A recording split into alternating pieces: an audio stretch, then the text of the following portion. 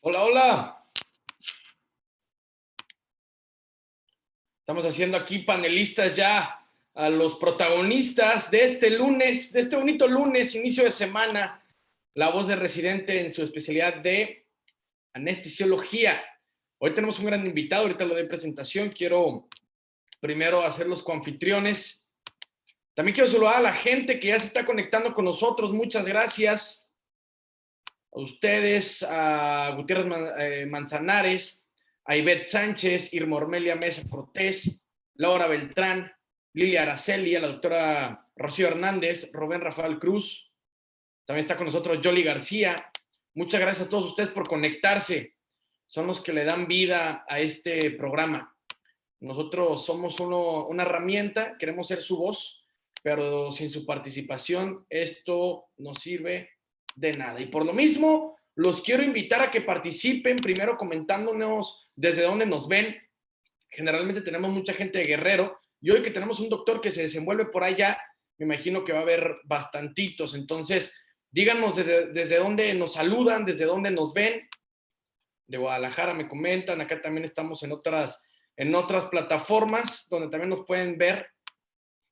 Quiero ver si la doctora Bernadette Casillas puede prender su cámara al igual que el doctor Luis David González para podernos ver en el panel. ¡Listo! Doctora Bernadette, ¿está por ahí? Mira, nos saluda Laura Beltrán desde La Paz, Baja California Sur. Saludos. Muy bonito por allá. Muy, muy bonito. Ahí está la doctora Bernadette Casillas. ¿Cómo está, doctora? Un gusto me da saludarla ya después de 2 semanas sin verla. Nuestra consentida. Gracias. Estoy ronca, pero contenta. Eso no nos quita la actitud. Bueno, pues ya dando las 8 en punto horario del Centro de México, les quiero dar inicio a este gran programa, su programa La Voz del Residente, hoy lunes en anestesiología. Hoy tenemos un gran doctor que ya lo vieron, al doctor Luis David González Ló. Él es R2 en anestesiología, egresado de la Universidad Autónoma de Nayarit y actualmente se desenvuelve en el Hospital Regional Vicente Guerrero, allá en Acapulco, Guerrero. ¿Es así, doctor? ¿Algo que se me haya olvidado, algo que guste añadir? Oh, correcto, aquí con el calorcito acapulqueño. Qué rico, qué rico. Un saludo allá a la gente de Guerrero. También a Gutiérrez Manzanares, quien nos saluda desde Managua, Nicaragua. Público internacional, doctor Luis, para que vea, tenemos de todo, centroamericanos, latinos, mexicanos, tenemos de todo. Recordamos que Medical Legal Center abarca toda Latinoamérica, largo y ancho, entonces nos gusta que esto cada vez vaya creciendo. Un saludo allá a toda la gente de dónde nos están viendo: Nicaragua, Baja California Sur, Guadalajara, Acapulco de Guerrero. Doctora Bernadette, ¿usted dónde se encuentra ahorita? En Guadalajara. Guadalajara, perfecto. Ya regresé. En la regresé. Ya regresé con gripa. Con gripa. Pues también los cambios estacionarios nos están afectando, ¿no? ¿Cómo? Los cambios estacionarios nos afectan generalmente. No, sí, nos dan en la torre. Nos dan en la torre, es correcto. Bueno, les voy a explicar la dinámica a todos ustedes. El doctor Luis David González tendrá 30 minutos para exponer su tema. Al terminar, la doctora Bernadette Casillas va a fungir como mentora. ¿Qué es esto? Complementa la charla, lo cuestiona y posteriormente pasaremos con el mejor público que existe, que son ustedes los residentes, que otra vez los invito a que participen. Ustedes terminan enriqueciendo esto. A lo mejor el doctor Luis David omite ciertos puntos que para ustedes son importantes, pero si no nos escriben a través del chat o del icono de preguntas y respuestas, pues se van a quedar esas preguntas al aire. Y es lo que no queremos. El objetivo es que al compartir aprendemos todos juntos. Entonces, no le dejen toda la tarea al doctor Luis. Ustedes también involúcrense con preguntas, comentarios, saludos. Yo, Tony Bachi, junto con la doctora Bernadette Casillas, leeremos todos sus comentarios. Nada se pierde, todo se comenta y todo se aclara a la medida de lo posible. Bueno, sin más preámbulo, me quiero dirigir a los jefes de residentes. Si usted que me está viendo es jefe de residentes y requiere una de las prácticas de Medical Legal Center,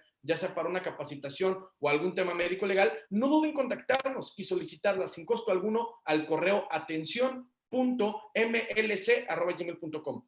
Atención sin acento, .mlc@gmail.com, y con mucho gusto damos esta plática sin costo en este momento de pandemia.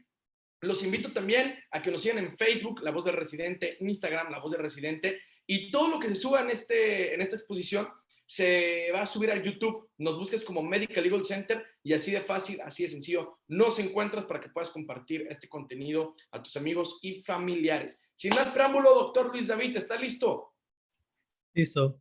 Ok, arrancamos. Lo dejo con el público, con micrófonos y cámara.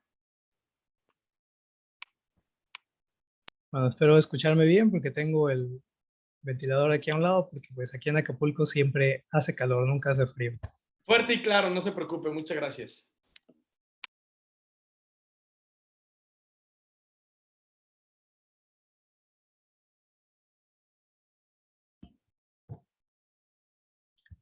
Creo que ya está la presentación.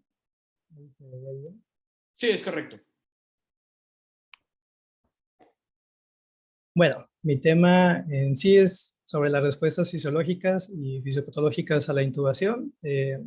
Algo que siempre cuando iniciamos en la práctica de sociología, pues todos los maestros siempre nos lo dejan de tarea, pero a lo largo yo creo que de estos 3 años vamos a seguir aprendiendo cada vez más sobre el proceso que conlleva la intubación, algo que siempre lo estamos viendo y siempre estamos tratando de mejorar como residentes. Bueno, la laringoscopía en sí y otras manipulaciones de las vías respiratorias produce principalmente estímulos nocivos, en este caso pues dolor, que puede inducir cambios profundos en la fisiología cardiovascular, principalmente a través de respuestas reflejas que aunque son de corta duración, pues son respuestas tanto metabólicas, endócrinas y cardiovasculares. Tiene poca consecuencia en individuos que prácticamente son sanos, pero pueden ocurrir complicaciones muy graves en pacientes con enfermedad arterial coronaria subyacente, tanto de vías respiratorias reactivas o neuropatología intracraneal. La respuesta cardiovascular a la manipulación de las vías respiratorias son iniciadas por propios receptores que responden a la irritación del tejido supraglótico y de la tráquea. Están ubicados muy cerca de la mucosa de las vías respiratorias. Estos propioceptores o receptores consisten principalmente en mecanorreceptores con fibras mielinizadas de diámetro pequeño. La ubicación superficial de estos receptores y sus nervios explican por qué la anestesia local tópica, en este caso como colocamos en spray la lidocaína, es un medio tan eficaz para mitigar la respuesta cardiovascular a la intervención de las vías respiratorias. Los nervios aferentes de los ofaringios y del vago transmiten estos impulsos al tronco del encéfalo, que a su vez causa una activación autónoma a través de los nervios simpático y parasimpático. La bradicardia que normalmente vemos en lactantes de niños pequeños durante la laringoscopía o la intubación es el equivalente autonómico de la respuesta del laringospasmo. Aunque se observa solo en raras ocasiones en adultos, este reflejo se debe a un aumento del tono vagal en el nódulo sinoauricular y es prácticamente una respuesta monosináptica a un estímulo nocivo en las vías respiratorias. En adultos y en adolescentes, pues bueno, ya vemos la respuesta más común que conocemos, que es a la manipulación de las vías respiratorias, pues la hipertensión y la taquicardia, que es mediada principalmente por los nervios cardioaceleradores y los ganglios de la cadena simpática. Esta respuesta incluye la liberación generalizada de noradrenalina, de las terminales nerviosas adrenérgicas y la secreción de epinefrina de la médula suprarrenal.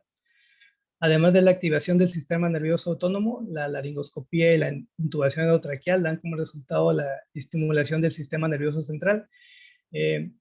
Ciertos estudios lo lograron demostrar con aumentos de la actividad en el electroencefalográfica. La tasa metabólica cerebral y el flujo sanguíneo cerebral también se ven alterados.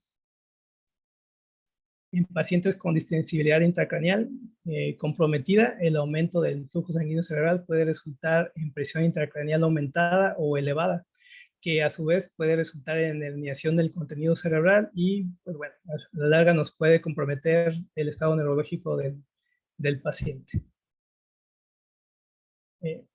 Otra cosa que siempre nos debe preocupar pues es la isquemia del miocardio, que se produce cuando hay un desequilibrio, como ya sabemos, entre la oferta y la demanda de oxígeno. El suministro está casi totalmente determinado por el flujo y la distribución de sangre coronaria.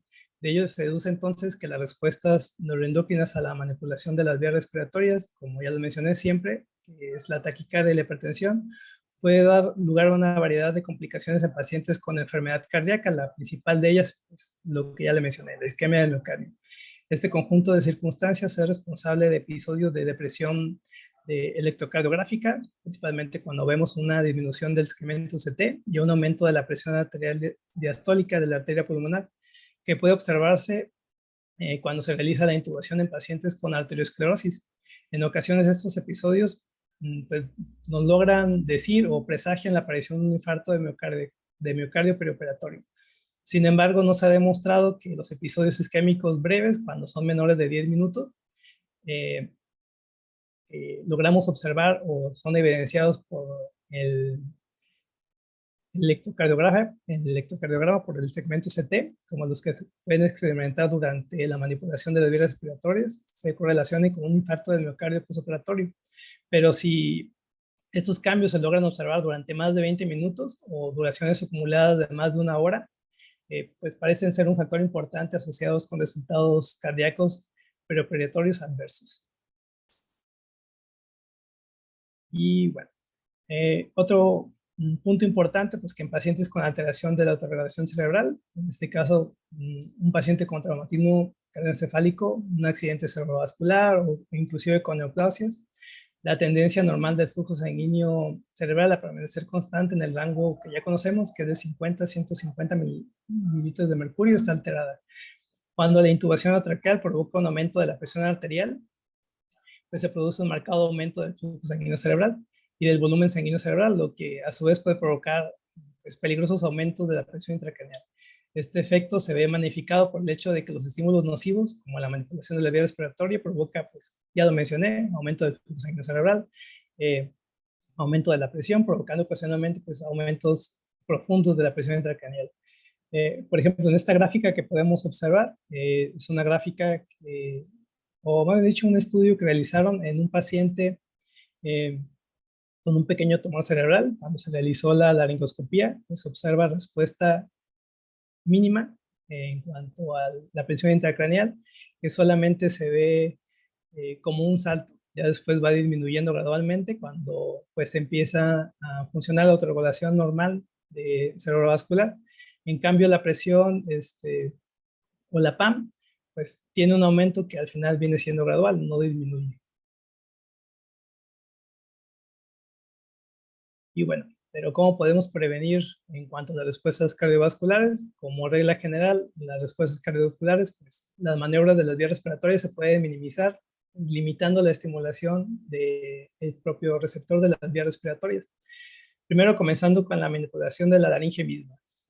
Una cosa que por lo regular siempre se nos olvida es que la presión del cartílago cricoides, tanto con la maniobra de Selig o la maniobra de Wood, por ejemplo, cuando ponemos una presión de aproximadamente 4.5 kilogramos, que normalmente lo utilizamos para poder intubar a un paciente, pues se realizó un estudio doble ciego en que la presión cricoidea como tal dio como resultado una respuesta aumentada de la frecuencia cardíaca y de la presión arterial, significativamente mayor a la intubación atraqueal, en la que pues, no hacías estas maniobras o lo hacías de manera más gentil.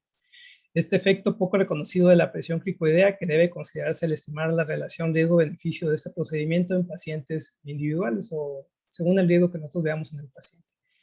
La laringoscopía en sí, pues es un procedimiento moderadamente estimulante y el uso de una hoja recta, por ejemplo una hoja Miller, con la elevación de la cara posterior de la epiglotis, que está inervada realmente, da como resultado una presión arterial significativamente más alta que cuando utilizas una hoja Macintosh, una hoja McCoy, o por ejemplo cuando utilizas un videolaringoscopio, que en este caso pues ya no requieres la alineación de los ejes laringeos para una visualización adecuada de la entrada de las cuerdas vocales y la intubación posterior. Pues tiene la videolaringoscopia, ya sabemos que tiene muchas ventajas. En este caso, la respuesta presural a la manipulación de la vía respiratoria pues se reduce, porque pues no ocupas tanta fuerza necesaria para desplazar los tejidos orofaringeos y pues no ocupas o limitas el movimiento de la columna cervical en comparación con la laringoscopía tradicional. Otro acto que siempre complica más, pues es el acto de pasar el tubo endotraqueal. En sí es mucho más estimulante hemodinámicamente que una simple laringoscopía. Por ejemplo, el uso de una mascarilla laringea tiene la ventaja pues, de que evitamos la estimulación infraglótica mediada vagalmente que implica el uso de un laringoscopio, permitiendo así niveles más ligeros de anestesia general, pues inclusive el no usar bloqueadores neuromusculares. Además, debido a que la relajación muscular, pues como mencioné, no es necesaria, es posible la ventilación iniciada espontáneamente, evitando las consecuencias hemodinámicas adversas de su uso. Por el contrario, la intubación endotraqueal, utilizando una mascarilla laringea para intubación, por ejemplo, una Fast Track, dio como resultado una respuesta hemodinámica y endocrina similar a como cuando realizas una intubación normal o una laringoscopía directa. ¿Por qué? Pues a final de cuentas lo vas a introducir, de todas maneras vas a introducir un TET o un tubo endotraqueal. Entonces, pues la respuesta prácticamente va a ser la misma. En cuanto a anestesia tópica regional, pues bueno, la anestesia tópica aplicada a la vía respiratoria superior es eficaz para mitigar la respuesta hemodinámica de intubación endotraqueal, pero casi invariablemente ha demostrado ser menos eficaz que la administración sistémica o IV de la lidocaína. Si se administra lidocaína tópica en las vías respiratorias superiores, debe transcurrir tan siquiera un periodo de 2 minutos para poder permitir el inicio del efecto anestésico antes de que comience la instrumentación de la vía respiratoria, como podemos observar en la gráfica. Aquí se puede observar, pues, cuando se utiliza vía IV o de vía tópica, pues los cambios en sí, pues obviamente son menores cuando lo utilizas por vía IV que cuando lo utilizas por vía tópica. En contraste con la anestesia tópica de las vías respiratorias, que parece proporcionar un beneficio inconsistente, los bloqueos de nervios regionales que involucran las vías sensoriales de las vías respiratorias, pues evitan la respuesta hemodinámica a la intubación.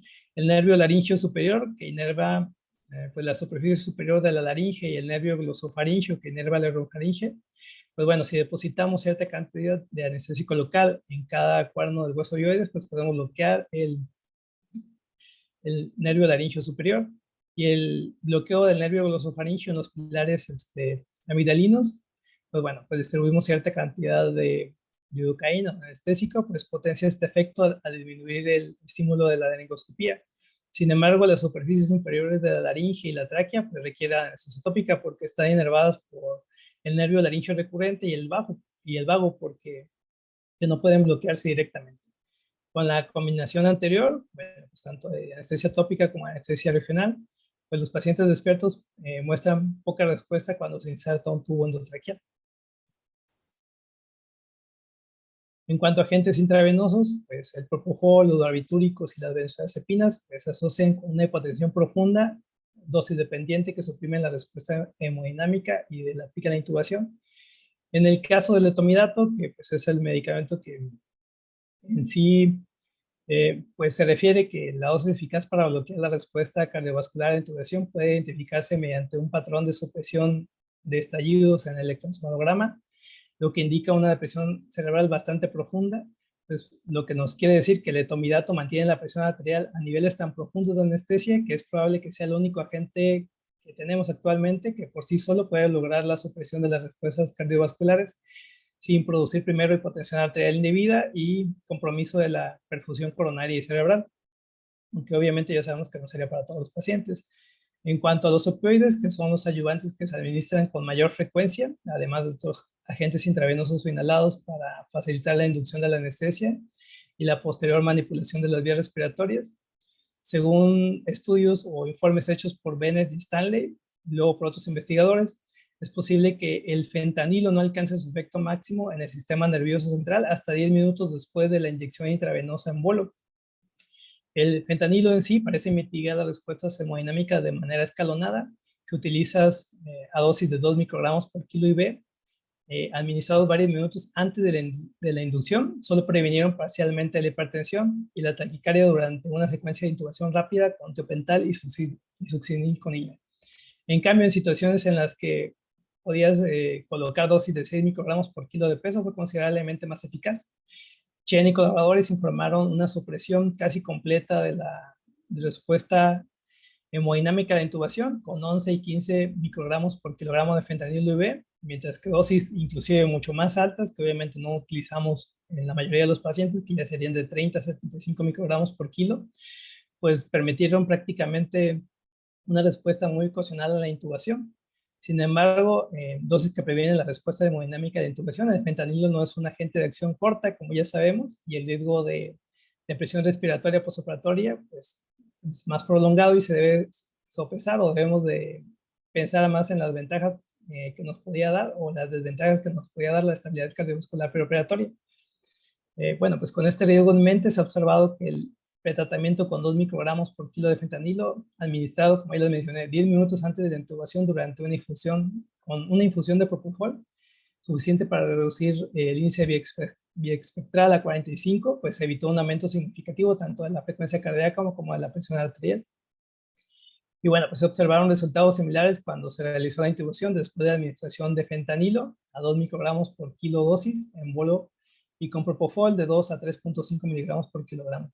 El fentanilo y el propofol, lo que ellos remarcaban mucho es que requieren de 6.4 y de 2.9 minutos respectivamente para lograr el equilibrio en su sitio de efecto después de la administración de un bolo intravenoso. Por lo tanto, la práctica común de que la mayoría, yo creo que administramos o observamos o veíamos que administramos de 50 a 100 microgramos, pues no se espera que tenga ningún efecto justo antes o casi simultáneamente con otros medicamentos de inducción, pues debido a una dosis inadecuada y pues a un momento de administración inadecuado. Más bien esto puede proporcionar una explicación más posible a la hipotensión durante el periodo de reposo de unos minutos entre la intubación endotraqueal y la incisión quirúrgica que veamos antes de iniciar la cirugía. Y pues el otro agente que por lo regular siempre observamos o utilizamos pues es la lidocaína intravenosa, que también puede mitigar la respuesta hemodinámica y cerebrovascular a la intubación. Cuando se administra en un bolo de 1.5 miligramos por kilo IV, pues agrega aproximadamente 0.3 cam de potencia anestésica y pues se ha observado reducciones significativas de la respuesta hemodinámica cuando se utilizan dosis de lidocaína de 3 miligramos por kilogramo de peso como complemento de la anestesia con fentanilo en dosis altas. Otra cosa que ellos observaron es que cuando utilizaban dosis de lidocaína, 1 miligramo por kilogramo IV, prácticamente no se observaba algún efecto benéfico en la utilización a esa dosis. Entonces ellos mencionan que la dosis mínima pues, debería de ser 1.5 miligramos por kilogramo IV. Otro medicamento que sí que se estudió mucho pues, es el esmolol, que de todos es el que menos estudios tiene, pero en un ensayo grande que se hizo multicéntrico controlado con placebo, el esmolol en dosis de 100 o 200 miligramos, pues suprimió la respuesta hemodinámica a la intubación endotraqueal, pero pues obviamente no solo, siempre se tiene que combinar con un opiáceo a dosis moderada. Y bueno, hay ciertos efectos también en las vías respiratorias de la intubación endotraqueal, pues debido a que la vía aérea superior protege la superficie de intercambio de gases respiratorios de sustancias nocivas, pues es apropiado que la nariz, la boca, la faringe, la laringe, la tráquea y la carina tengan una abundancia de terminaciones nerviosas sensoriales y pues, de respuestas motoras enérgicas. Los anestesiólogos pues, siempre estamos más familiarizados con el reflejo del cierre glótico, lo que conocemos como el laringoespasmo, algo que pues, ninguno de nosotros quisiéramos ver y que afortunadamente pues, no se nos presenta en demasiados casos, pero pues que todos tenemos miedo, ¿no?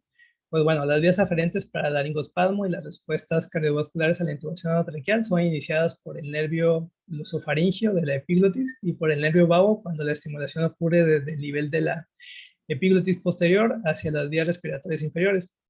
Debido a que el reflejo de cierre laringeo está mediado por más que nada deferentes vagales a la glotis, es prácticamente una respuesta monosináptica que ocurre principalmente cuando un paciente está ligeramente anestesiado, que no hicimos que llegara a una profundidad anestésica. Y bueno, cuando se estimulan las terminaciones sensoriales inervadas vagalmente las vías respiratorias superiores y los vasos respiratorios, pues conscientes no pueden anular este reflejo. Los pacientes con enfermedad crónica grave pueden tener más facilidad para respirar después de una intubación o una traqueotomía. ¿Por qué? Bueno, principalmente se debe al espacio muerto.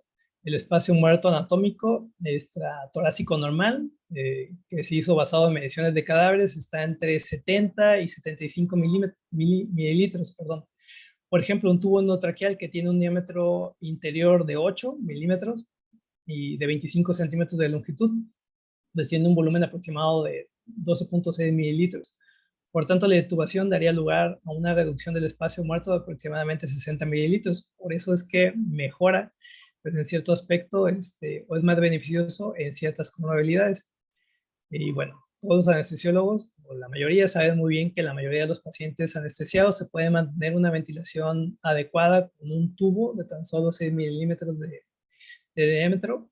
Pues los intensivistas que atienden a un paciente con una insuficiencia respiratoria suelen insistir que un TED debe tener un diámetro interno mínimo, tan siquiera de 8 milímetros. Bueno, pues estos tamaños de tubo es apropiado para las situaciones clínicas descritas. Bueno, para los anestesiólogos, pues la resistencia de un tubo de 6 milímetros es intrascendente para la ventilación por minuto, ya que está bajo anestesia general, pero las altas tasas de flujo requeridas para un paciente con insuficiencia respiratoria pueden hacer que la resistencia de un tubo TED pequeño sea prohibitiva cuando la intubación pues se alarga, ¿no? En este caso, pues en una zona de terapia intensiva. El TED o el tubo endotraqueal pues también crea una carga mecánica para un paciente que respira espontáneamente en forma de una resistencia fija de la vía aérea superior, es decir, que disminuye el calibre de la vía respiratoria y aumenta la resistencia respiratoria. Entonces, pues el calibre de TED, mientras aumenta la resistencia, mientras menor es el calibre, pues aumenta más la resistencia. El flujo de gas a través de un tubo está determinado por la diferencia de presión a través del tubo y la resistencia del tubo. Esto incluye siempre que hay una diferencia de presión a través de un tubo endotraqueal, ya que es causada por la presión subatmosférica generada durante la respiración espontánea o por la presión positiva generada por un ventilador mecánico. Otra cosa que siempre tenemos que observar o pensar es el reflejo de oxígeno. Pues es un reflejo protector de la vía aérea y de los pulmones, pues la tos, ya sabemos, es una complicación que es muy frecuente, observado muy frecuente en la anestesia. En cuanto a las causas, pues las maniobras de intubación traqueal, una presencia de TED en la vía aérea, un inflado del balón o del neumotaponamiento cuando lo hacemos demasiado rápido o cuando lo desinflamos demasiado rápido, las secreciones, pues el aspirado de la sonda poco gentil o que lo hacemos con mucha fuerza, o inclusive ciertos fármacos. ¿Y qué nos altera? Pues nos altera la hemodinámica del paciente. Puede aumentar la frecuencia cardíaca, puede aumentar los requerimientos de oxígeno, aumentar inclusive la presión arterial, lo que nos puede provocar hemorragia de la vía aérea, un aumento de la PIC, un aumento de la presión intraabdominal, que nos puede presentar regurgitación, vómito y pues, dehiscencia de las suturas, ¿no? Entonces, pues siempre tenemos que tener cuidado. Otra cosa que siempre nos debemos tener cuidado como anestesiólogos, pues es el laringoespasmo. Bueno, pues se presenta más en la inducción, en la intubación y pues obviamente la extubación. En una cirugía infantil, pues se determinó que el 17% de las veces entre los 0 a los 9 años de edad, pues se puede llegar a presentar. Está presentado por un reflejo glótico del nervio vago, que es el cierre de las cuerdas vocales, y esto lo que produce es un efecto de válvula, pues lo que hace es que pues limita o suprime la entrada y salida del aire y los esfuerzos respiratorios prolongados, el cierre de la laringe o la contractura abdominal, pues puede llegar a aumentar esto. Hay clasificación, sí, se puede clasificar como parcial o incompleta. En este caso parcial o incompleta, pues es el paso dificultoso del aire y podemos escuchar inclusive un estridor laringio, y la completa que impide totalmente la ventilación. Hay una clasificación que yo creo que la mayoría conocemos, que bueno, lo clasifica como 1, que es el grado más común, que es menos riesgoso y no requiere de tratamiento, que es una reacción de protección normal. El grado 2, que los músculos aritenoepiglóticos pues están en tensión y bloquean la visión de las cuerdas vocales. En este caso, pues la reacción obviamente es más intensa, es más duradera y pues cede la mayoría de las veces cuando hacemos tracción de la mandíbula hacia adelante, ¿no? Y pues grado 3, que todos los músculos de la laringe y la faringe están en tensión, requiere traccionar la laringe hacia la epiglotis y en muchos casos pues se requiere la reintubación del paciente. Y el grado 4, que es la epiglotis, está atrapada en la porción superior de la laringe y pues se requiere el uso inclusive de relajantes musculares para poder resolver ese laringoespasmo. Y bueno, el broncoespasmo, que después de la inducción de la anestesia es un evento relativamente poco común, pero pues conocido por nosotros y probablemente se relacione con una respuesta refleja de la intubación endotraqueal. Varios estudios aportan alguna evidencia sobre la frecuencia del broncoespasmo. Tyret o colaboradores estudiaron las complicaciones en el momento de la inducción de la anestesia y observaron que el broncoespasmo en sí pues representa el 5.3 de las complicaciones peri-inducción o fatales o casi fatales que se pueden llegar a presentar. La población más grande que fue informada por Olson, quien encontró que ocurrieron 246 casos de broncoespasmo de un total de 136.929 inducciones de anestesia. Sí, pues una incidencia de 1.7 por cada 1000. Pues bueno, pues sin embargo la incidencia exacta depende sin duda esencialmente de la población de pacientes que se estudien, ¿no? Pues la incidencia de broncoespasmo posintubación puede estar disminuyendo debido al uso cada vez mayor de propofol como agente de inducción. Pues el propofol es más eficaz que el topental para prevenir esta complicación. Sin embargo, los problemas de ventilación combinados con la hipoxia debido al broncoespasmo agudo siguen representando pues, importantes eventos en cuanto a eventos centinelas que podemos encontrar en la anestesia, ¿no? Y como ya mencioné, pues bueno, pues es raro, puede ser al 0.3%. Si utilizas una mascarilla laringea, pues un 9%, y el 9% cuando utilizas un TEP. Pues, tenemos que tener cuidado cuando tienen antecedentes de asma, SPOC, fumadores, pacientes que ya tienen reacciones anafilácticas o estímulos reactivos. Hay que profundizar mucho el nivel anestésico y pues, en cuanto a agente inhalatorio, pues hay que utilizar epinefrina, aumentar el oxígeno, utilizar broncodilatadores inhalados y pues hay que observar siempre la disnea, la taquipnea, el tiraje respiratorio, las sibilancias y pues el atrapamiento de aire y pues la hipoxemia. Y bueno, en cuanto a el aumento de la resistencia de las vías respiratorias puede deberse a cambios en el tono intrínseco del músculo liso.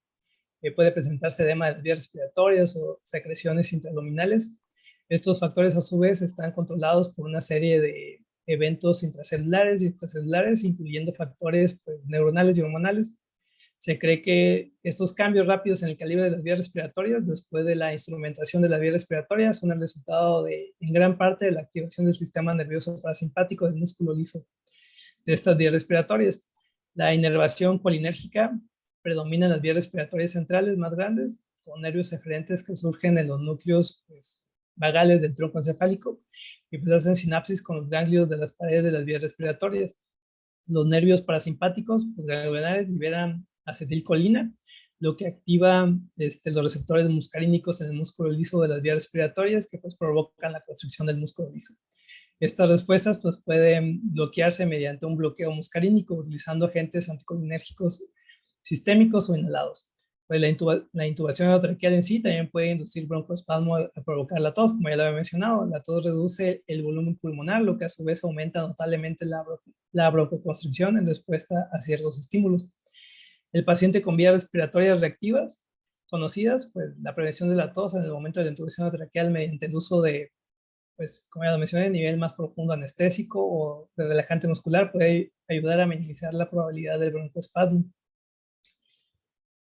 Luis, ¿sí? Luis, tenemos ya nada más 4 minutos.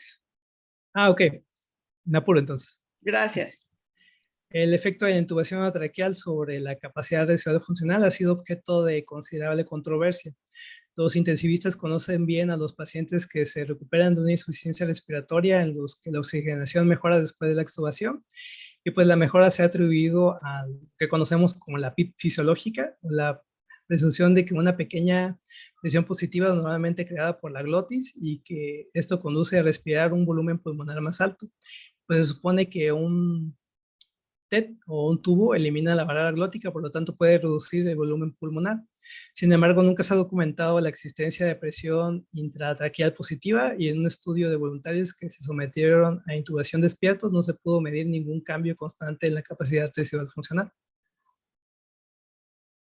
Y bueno, pues ya para terminar, aunque se conoce ampliamente que la eficacia de la tos se reduce siempre que se coloca un TED, es una observación común que es probable que un tubo endotraqueal desconectado produzca un tapón de esputo siempre que se estimula al paciente al toser. Para las cirugías que duran más de 2 horas, las molestias de la tos y la garganta, pues se hicieron algunos estudios que se puede reducir inflando el manguito o el globo del TET con una solución que contenga 40 miligramos de lidocaína, que eso se puede lograr usando una jeringa de 10 mililitros que contenga 5 mililitros de lidocaína al 1%, 1 mililitro de bicarbonato al 8.4% y solución entre 4 a 5 mililitros de diluyente estéril. Y pues inflando el globo hasta que no haya fugas. Y ellos observaron que esto pues disminuía en sí las molestias de la tos y las molestias de la garganta después de la intubación. Y bueno, pues en circunstancias normales las vías respiratorias pues calientan, humedecen o filtran el aire de 7,000 a 10,000 litros de aire inspirado al día, lo que agrega pues hasta 1 litro de humedad a los gases respiratorios. Pero cuando se sobrepasa la vía aérea superior mediante intubación, el gas debe calentarse y humedecerse en la tráquea. Y pues si no se humedece adecuadamente de la inhalación, pues en un paciente anestesiado que respira gases secos, se puede requerir hasta un 10% de la tasa metabólica promedio para poder realizar pues esta tarea. Y bueno, yo creo que ya sería todo ya para terminar. Gracias. Muchas gracias, doctor. Le voy a pedir antes de pasar con la doctora Bernardet que si puede dejar de compartir pantalla para vernos en el panel. Lo felicito, cumplí con el tiempo, excelente, gran presentación. Vamos con Bernardet, quien va a fungir como la mentora. Adelante, doctora Bernardet, un gusto me da saludarla. Gracias, muchas gracias. Luis, pues, a ver, no te estamos viendo, pero queremos ver tu cara, porque debes estar muy satisfecho. Muy bonita la plática. Aparentemente un tema rápido de manejar, pero con un montón de implicaciones. Y creo que a la medida que ha ido avanzando la anestesia, la anestesiología, hemos aprendido muchísimas cosas del manejo de la vía aérea que al principio no se tomaban en cuenta. Como tú bien lo dijiste, la respuesta cardiovascular, las respuestas al dolor en sí, porque yo creo que el dolor de la intubación traqueal solamente se puede comparar con el dolor que te produce que te roben la cartera. Es un dolor tremendo. Toda la vía aérea está inervada ricamente. Y tú ya nos dijiste que tiene inervación simpática y parasimpática, además de la inervación sensitiva y motora, que a veces el manejo de la vía aérea no muy cuidadoso, pues puede elicitar respuestas motoras que pueden llegar a amenazar la vida del paciente si no se manejan bien. Tú nos hablaste de algunas de ellas y muy bien hecho. Muchas felicidades. Ahora te quiero hacer algunas preguntas. Todas estas respuestas, vamos a platicar de las respuestas cardiovasculares. Tú nos dijiste, sube la presión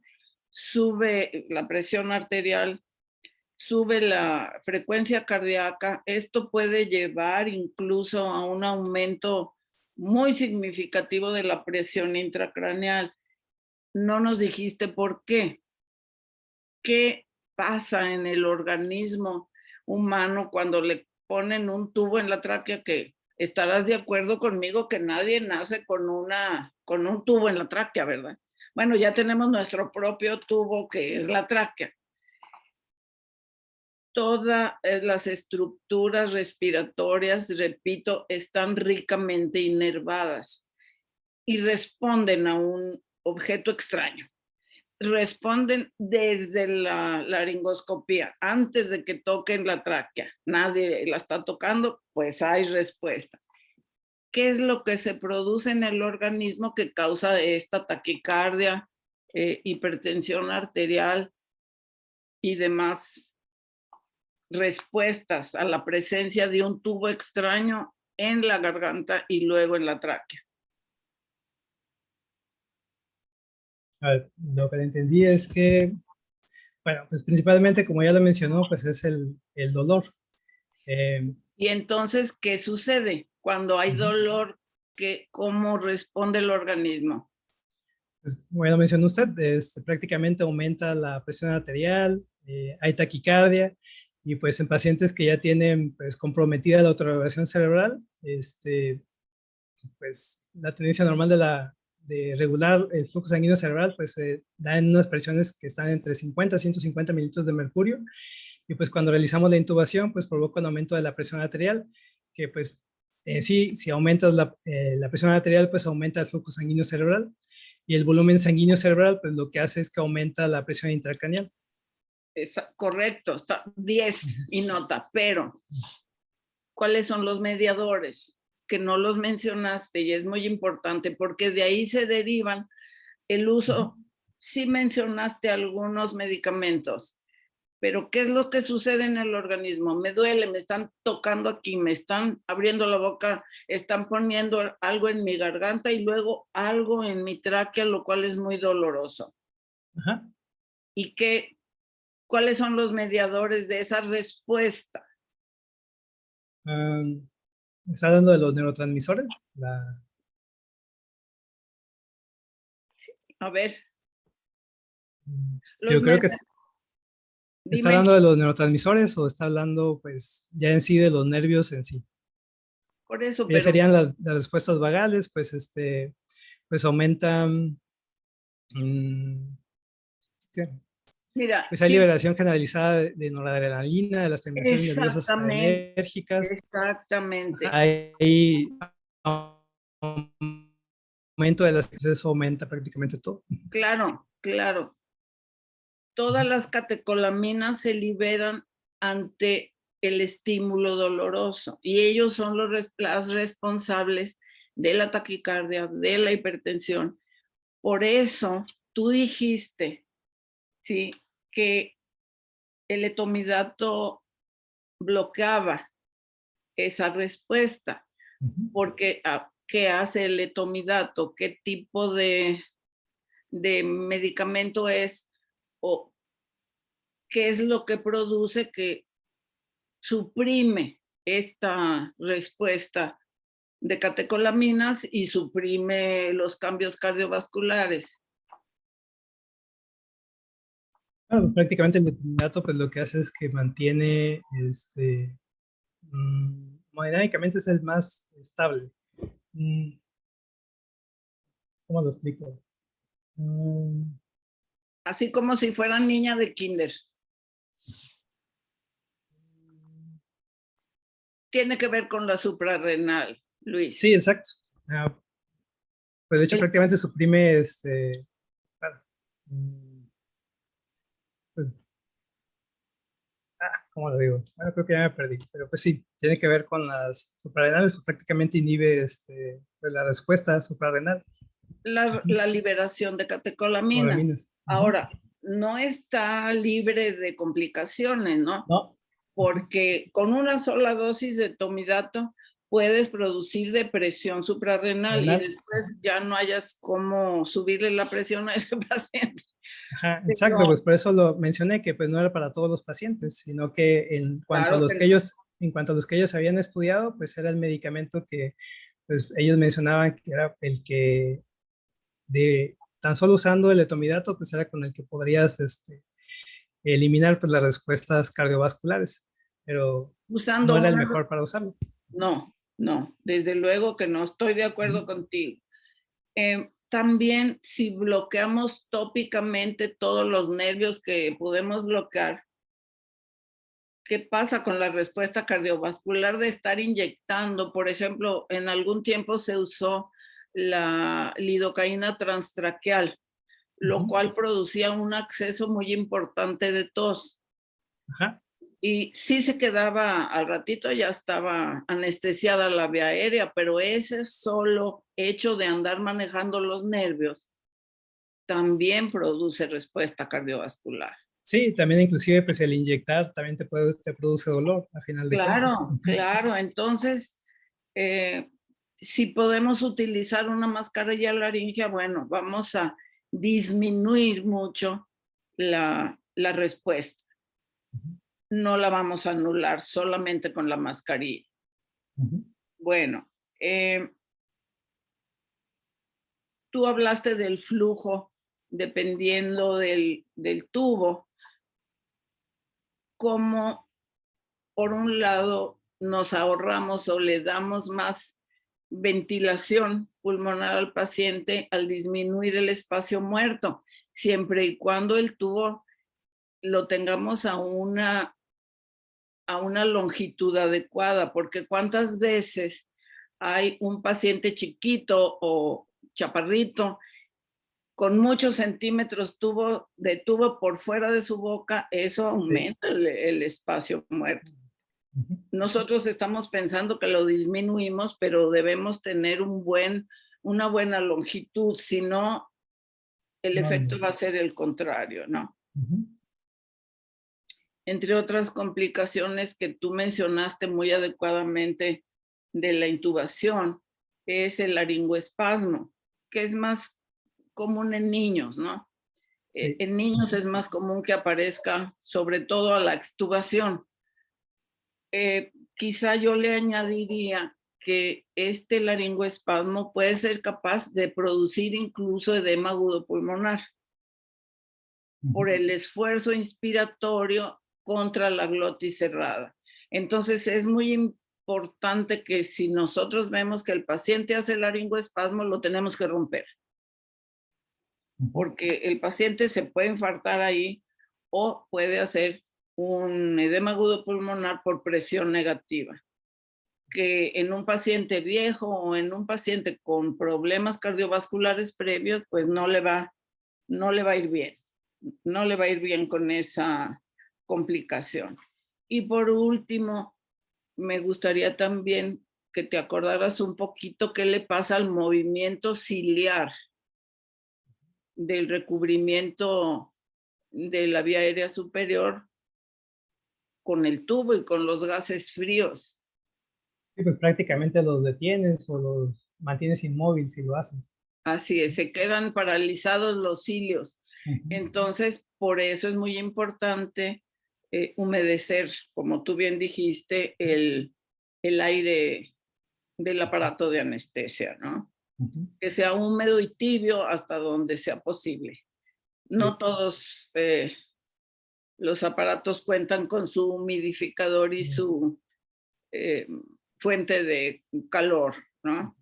Entonces, todas las complicaciones postoperatorias tienen que ver con el manejo de los gases y quizá, a lo mejor vas a estar de acuerdo conmigo, Luis, de que el punto clave del manejo de la vía aérea de un paciente tiene que ver con el cuidado con que se haga. O sea, no intubar un paciente que no está bien anestesiado, no intubar un paciente de manera precipitada, a menos que sea una verdadera emergencia por alguna circunstancia, ¿no? Pero mientras tengamos la posibilidad, pues tratar la vía aérea como una cosa muy delicada, muy frágil y hacerlo con todo el cuidado, toda la calma y toda la sabiduría que tengamos, o sea, poner nuestro conocimiento, nuestras habilidades y nuestra voluntad de hacer una cosa bien hecha, pero muy gentil. Creo que estarás de acuerdo conmigo en que ese es lo importante, lo conducente, ¿verdad? Bueno, es lo que te tengo que decir. Dice aquí, ¿me escuchan por ahí? Aquí tengo un comentario de Gutiérrez Manzanares, que es la persona. Dice, recomiendo el uso de atropina protocolizada con el fin de disminuir la respuesta vagal. ¿Y en quién no se aconseja realizar esta medida? Luis, ¿en quién no le pondrías atropina? ¿Quién no pondría atropina? Bueno, en niños normalmente de inducción y piensas, lo más seguro es que te va a erradicar utilizar, pues obviamente ocupas utilizar, ¿no? Pero en quién utilizar atropina, pues en pacientes que ya tienen frecuencia cardíaca demasiado elevada o en pacientes que ya tengan compromiso del miocardio. Sí, ¿tú utilizas atropina de manera usual en todos los pacientes cuando los vas a intubar? ¿O lo usas si ves que se necesita? No. Creo que se está yendo un poquito tu internet, Luis. Sí, yo no escuché bien el comentario final. Ah, que si tú utilizas atropina de manera siempre que intubas a un paciente o la utilizas cuando ves que se va a necesitar. Cuando veo que se necesita, no es para todos. Sí, yo estoy de acuerdo contigo. Creo que ya no se debe hacer todas las veces y todas las ocasiones, porque también la atropina tiene sus complicaciones, ¿no? Además de que da taquicardia, que es efímera, pues no dura mucho, pero en algún paciente muy delicado pudiera tener alguna complicación extra cardiovascular. También recordemos que favorece el estancamiento de las secreciones. Entonces, en pacientes con problema de hiperactividad o hiperreactividad de la vía aérea, pues puede hacer más difícil el postoperatorio, ¿no? Con secreciones que no se mueven y que están, vamos a decir, no húmedas. Entonces, el uso de atropina en todos los pacientes creo que no está justificado. Si tú ves que se necesita, bueno, entonces utilizarla con mesura también. Creo que es la única pregunta, Tony. ¿Tienes alguna otra? No, no veo, a ver, está la de Gutiérrez Manzanares en el icono de preguntas y respuestas. En el chat tenemos saludos y felicitaciones al doctor Luis David, que yo le voy a decir una cosa, se necesita, aparte de mucha inteligencia, se necesita, y algo que yo resalto, aparte de prepararte, muchas agallas al ser R2 y ponerte al tú por tú a gente que es R3, R4, R5, mentores, personas ya con más experiencia. Aquí tenemos al doctor Luis David González entrándole al tú por tú, preparándose, exponiéndose a un foro como este en vivo, en diferentes plataformas, y yo lo quiero felicitar, lo quiero enaltecer. No solo por su preparación y su inteligencia, sino por las agallas, que es lo que se requiere, el venir a exponer aquí. Doctor, muchas felicidades. De verdad, espero, y yo creo, y lo puedo afirmar, que va a fungir como motivación para todos ellos, R1, R2, y que se puede compartir algo. Muchas veces nos autofiltramos nosotros mismos y decimos, no creo saber lo suficiente para ponérmele a enseñar o a exponer a gente más grande en edad, más grande en experiencias. Creo que siempre tenemos algo que dar y usted lo demostró muy bien. Así que muchos aplausos y muchas felicidades para usted, Luis David. ¿Cómo se sintió, doctor? ¿Cómo se sintió? Nervioso al principio, principalmente porque el tema de hecho es más largo, no es nada más para media hora. Yo creo que es más extenso, Correcto. inclusive Que es parte del hasta para reto. 2 horas. Es parte del reto eso, ¿eh? Sí, entonces resumirlo, pues creo que fue lo más complicado. Sí, desmenuzar, hacerlo digerido para las personas, más digerible, que sea más fácil de entender, que tú te des a entender, que quieras cumplir ese objetivo. Créeme que es parte del reto, es parte de estar aquí. Estos temas nos da para hablar toda la noche, pero es parte del juego, parte de la regla, y también les ayuda tanto a ustedes como al público en general que hoy fue partícipe de esto. Me gustaría preguntarte también a título personal, ¿qué es lo que esperas de este camino que apenas va comenzando? Eres R2, ¿qué es lo que esperas en lo que falta de este camino? ¿Y qué le dirías a los chavos que van entrando, a los doctores que están entusiasmados de ser R1 ya? Bueno, pues primero que pues espero aprender más. ¿Okay? Todos los días pues aprende de cada paciente. Cuando piensas que ya sabes o dominas más o menos algo, resulta que pues, te das contra la pared porque resulta que pues tienes que aprender más. Y pues para los nuevos que van entrando, pues yo creo que no se equivocaron. Para mí yo creo que la anestesiología es algo increíble, me sorprendió mucho cuando entré, no es algo que te enseñan mucho cuando estás estudiando medicina, pero pues una vez que ya estás dentro y observas todo lo que haces, todo lo que tienes que aprender, y pues las gracias que los pacientes te dan, pues es increíble. Muchas gracias, doctor Luis David González. Doctora Bernardet, ya por el tiempo se nos está agotando, pasamos a conclusiones. Vamos a las conclusiones finales antes de cerrar el programa. Vamos con usted, doctora Bernardet Casillas. Pues solamente recordar que el manejo de la vía aérea es el inicio y el final de un acto anestésico con anestesia general, ¿verdad? Entonces, ser muy gentiles tanto en el inicio como en el final de la anestesia, tener mucho cuidado con ese paciente para evitar hasta donde sea posible cualquier complicación por ese manejo de la vía aérea que, repito, es un asalto a la integridad física del paciente porque es una zona muy dolorosa, muy inervada y que puede traernos dolores de cabeza si no lo hacemos bien.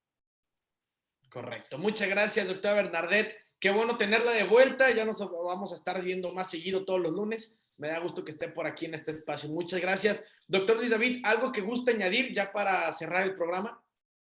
No, pues que descansen, que espero haya oído de algo y que pues me haya dado a explicar del tema.